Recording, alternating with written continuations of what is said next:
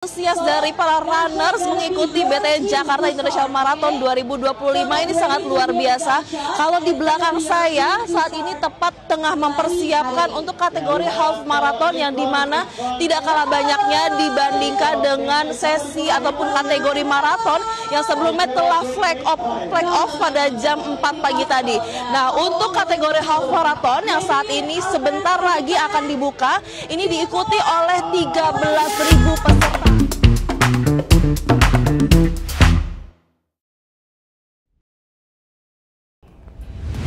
Akhir-akhir ini kita sering lihat ya, banyak masyarakat sering ngepost kalau mereka lagi rutin lari pagi atau bahkan ikut event lari 5K, 10K, bahkan half marathon.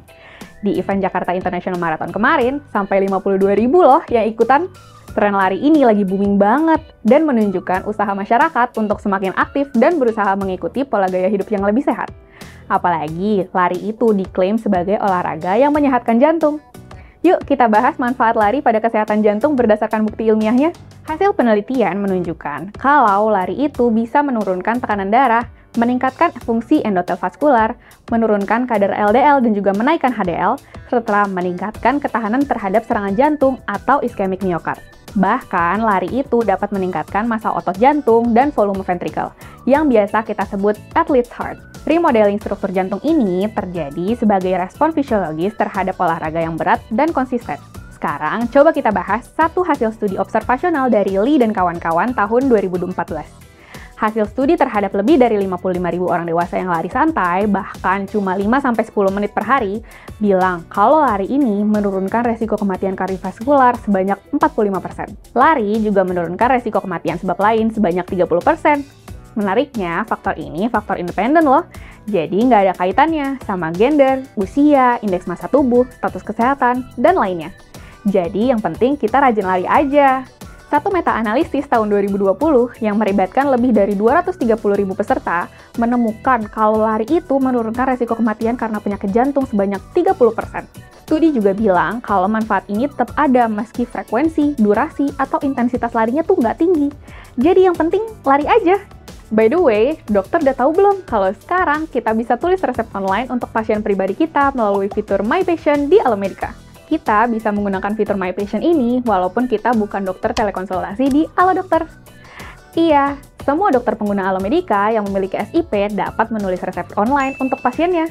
Lalu, obat akan dikirim langsung ke tempat pasien berada, sehingga pasien nggak repot-repot cari apotek. Jadi, jangan ragu lagi dok, mau kapanpun, dimanapun, dokter bisa tetap memberikan obat untuk menjamin kesehatan pasien Anda. Oke, lanjut ya. Buat teman-teman atau pasien yang suka berdebat kalau lari lebih cepat atau lebih jauh itu bakal lebih besar manfaatnya buat jantung. Sampai saat ini, belum ada bukti ilmiah yang kuat untuk mendasari pernyataan ini ya. Jadi, mau lari 5K, 10K, maraton sekalipun, itu nggak signifikan mendapat manfaat kardioprotektif dibandingkan kalau kita lari ringan secara konsisten aja. Bahkan, kita harus catat nih, lari ekstrim dalam jangka panjang justru bisa bikin remodeling jantung yang berlebihan. Itu dia manfaat lari buat kesehatan jantung. Yuk, ajak pasien untuk mulai olahraga lari karena sudah terbukti sebagai terapi non-farmakologis yang benar-benar efektif buat turunin tekanan darah dan kesehatan jantung secara umum. Mulai aja lari ringan 5-10 menit per hari, nggak usah langsung lari jarak ekstrim. Yang penting dilakukan konsisten ya. Like dan share video ini ke teman-teman dokter ya.